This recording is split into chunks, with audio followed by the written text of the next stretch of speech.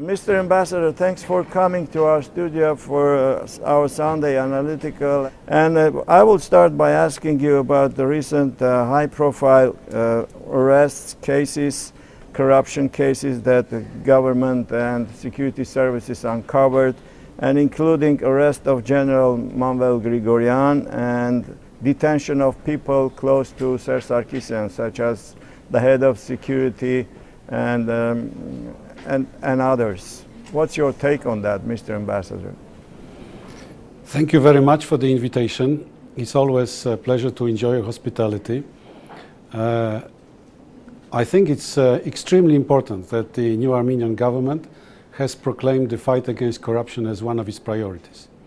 And this message that the Armenian government is very serious to combat corruption was articulated very clearly in Brussels during the recent First Partnership Council and in other conversations that the Foreign Minister had in Brussels.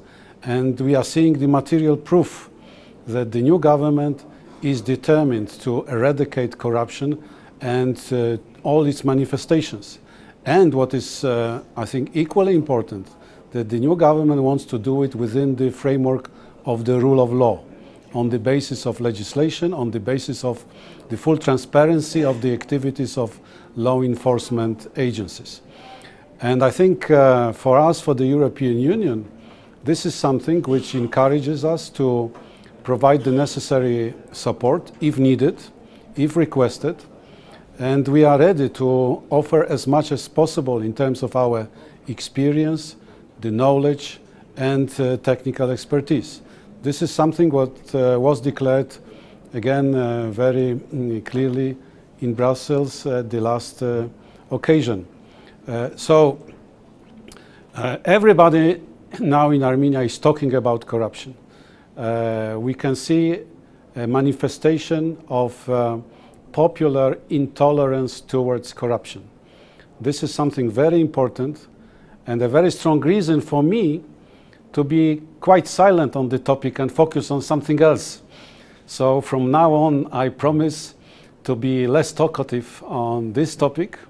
I have done it when it was not so widespread and probably not so popular, in some circles at least. And I'm so glad that now Armenians have the courage to talk about it, to show the opposition towards all manifestations of corruption. Well done, Armenians.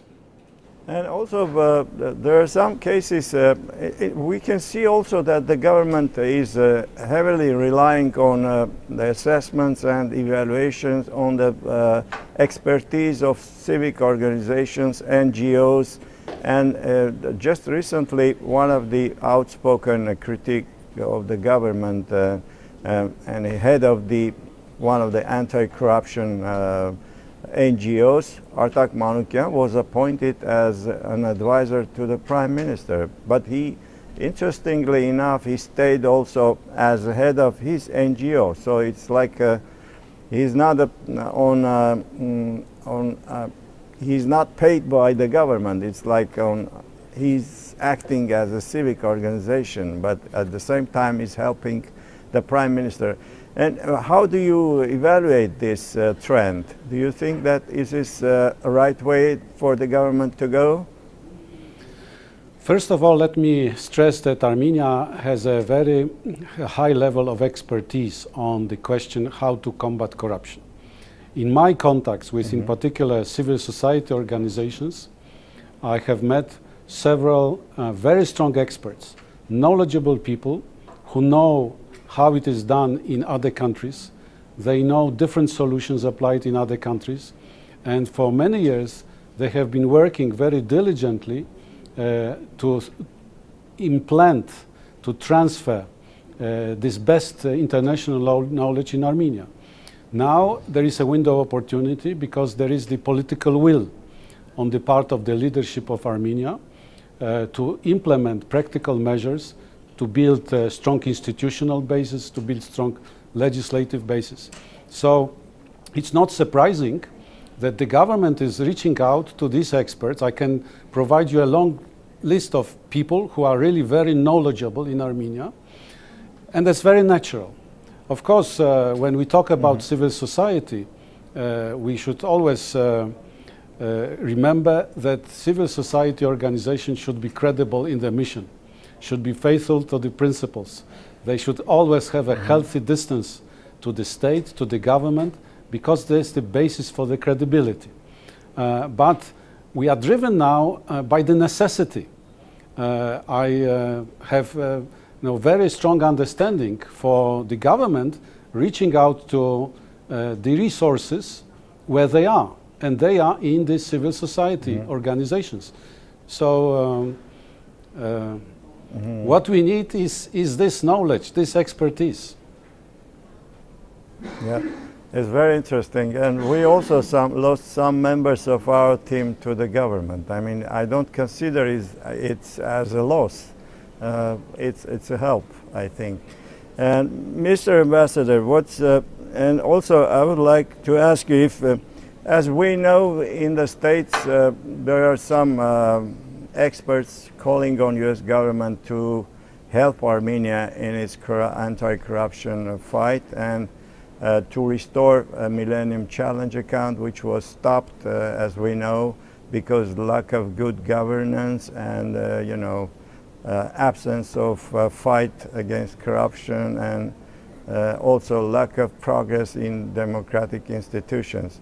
So they are now asking to restore that Millennium Challenge account, which, if restored, Armenia would get, couple of $100 million help. What is there any options here in the European Union that you can start the similar program by helping Armenia to go forward in its anti-corruption fight? Or what's your answer to that? Is there any call?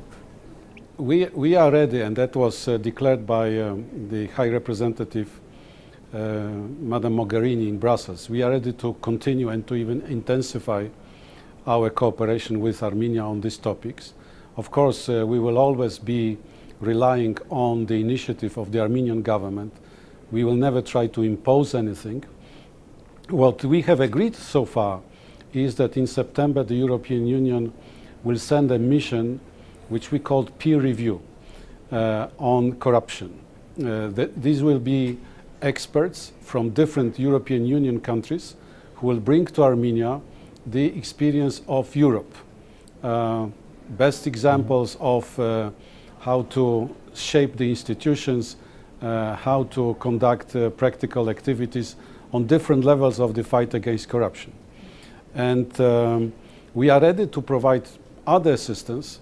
It is not a big secret that at the recent meeting of the subcommittee on justice and freedom, the Armenian side requested us to provide technical expertise concerning the recovery of assets accumulated through illegal or criminal activities. As you know, Europe has quite a rich experience on that, and we are ready to share with Armenia this technical experience and strengthen the cooperation concerning the seizure and recovery of illegally acquired assets. So there are a number of practical steps that we can be doing.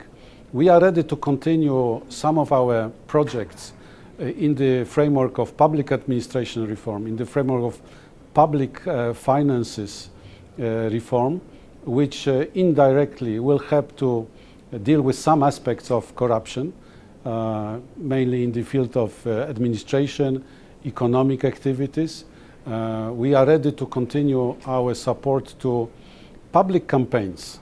As you know, in the past, the European Union, probably we were the only international partner, donor, which financed public campaign, video clips, posters, which were on display in Armenia concerning the fight against corruption.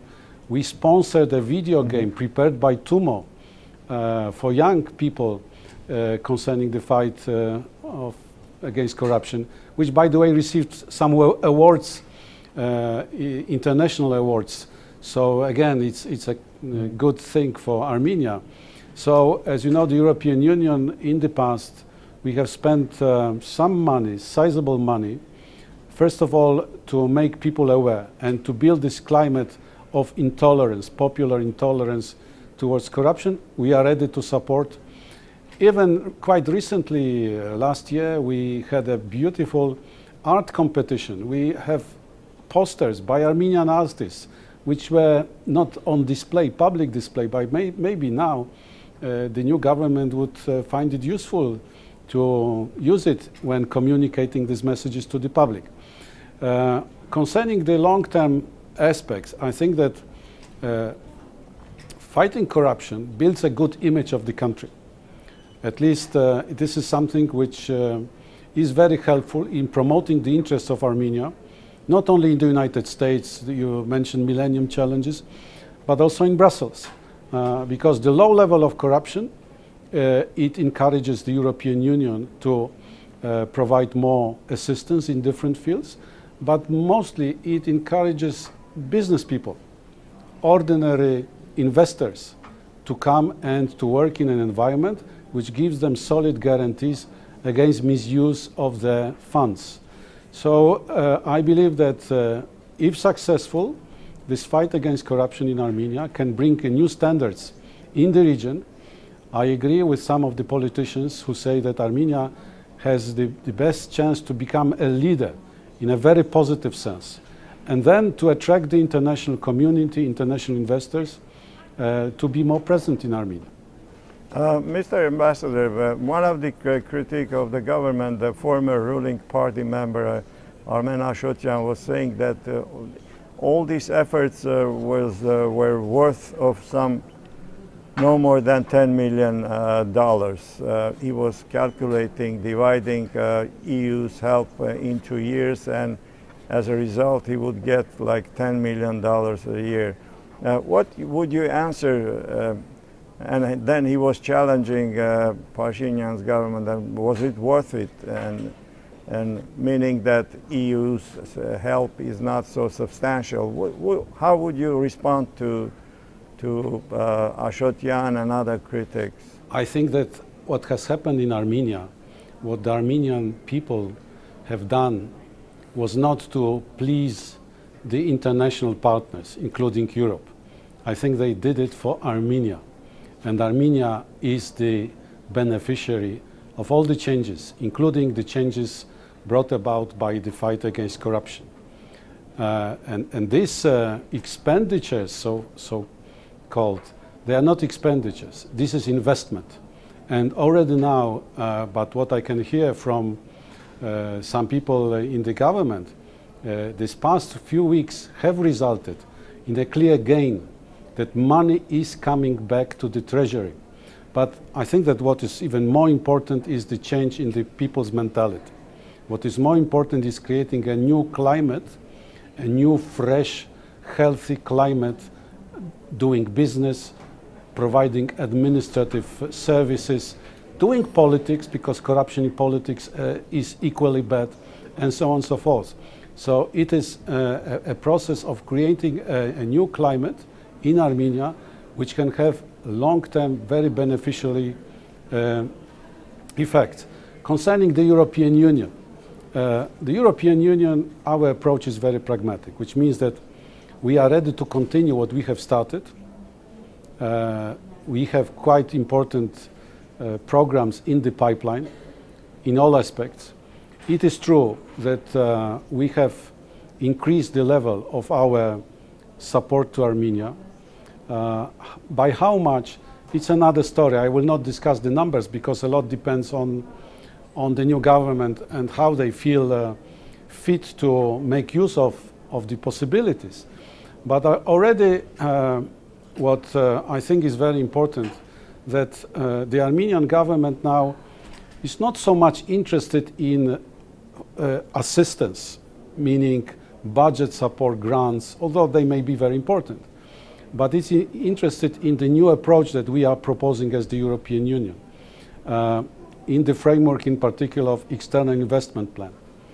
This is something which will bring investment, which will bring business into Armenia. And I think this is by far more important than individual programs within the framework of our budget support or reform support projects or grants. This will be secondary. Mr. Ambassador, are you certain, positive that that the investments will come? And if so, what's your assessment? Like when it can start happening? Look, I don't have a crystal ball. I don't have any mandate to speak on behalf of the business community. They are sovereign. They decide by themselves on the basis of their analysis of the situation, the political aspect of the situation, the economic, and so on and so forth. I believe that this government is very serious about creating a level playing field in economy. This government wants to exclude special privileges, in particular based on political connections. This government is very serious about building independence of judiciary. And these are aspects which are very important for foreign investors. I think that if the government adopts an open door policy, which is advocated by Armenians themselves, then the investment will come. Of course, there are factors which have to be taken into account. The geopolitical factors, the general processes in the global economy, and other issues. But I believe that if the government is successful in what they declare and what they are trying to do now, in the long term, despite some limitations, like the small market of Armenia, the location, I believe that more investment will be coming. Mr. Ambassador, and we see that some militant statements from the neighboring countries coming quite often, and despite the fact that despite all these changes in Armenia, the government in Azerbaijan continues really in the same pattern, threatening Armenia and of invasion and taking back territories by force, and this certainly is not helpful and can jeopardize the success of this government, can jeopardize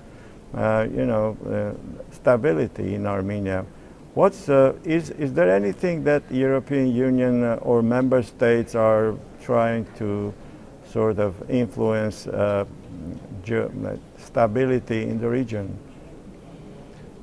The European Union firmly believes that the solution to the conflict can be found only through peaceful means. And this topic was discussed last week during the visit of Minister Mnatsakanyan to Brussels, and the position of principle of the European Union was repeated again.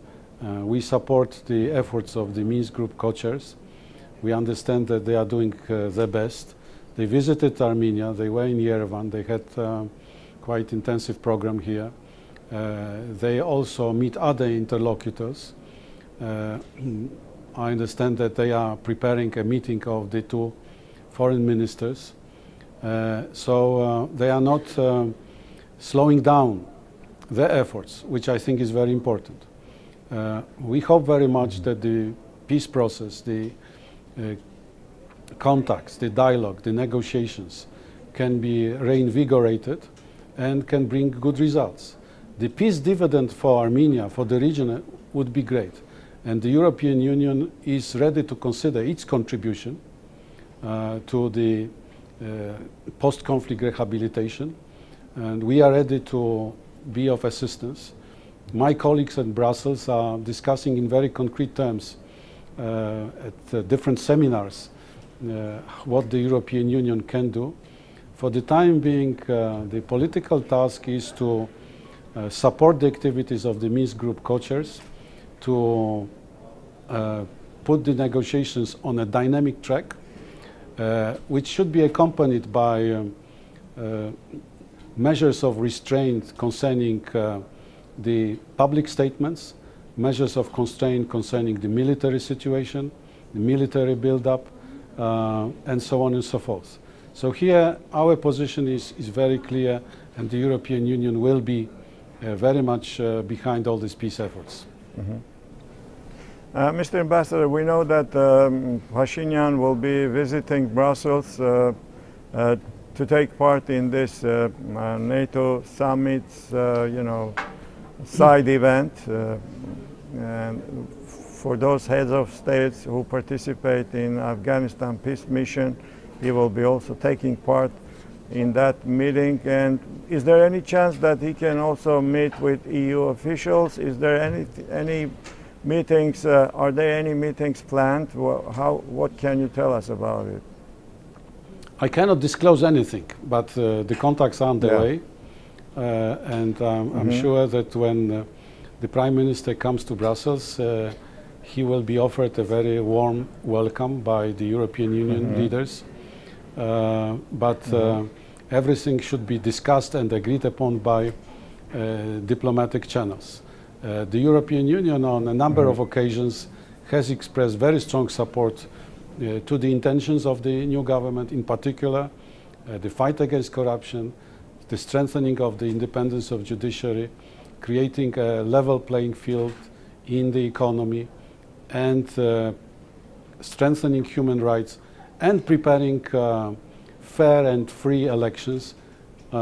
We are ready to support in whatever form the Armenian government would deem appropriate.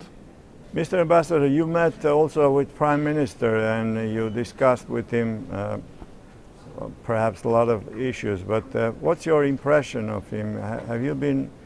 Was that first meeting with him as a Prime Minister, or you met him before as well?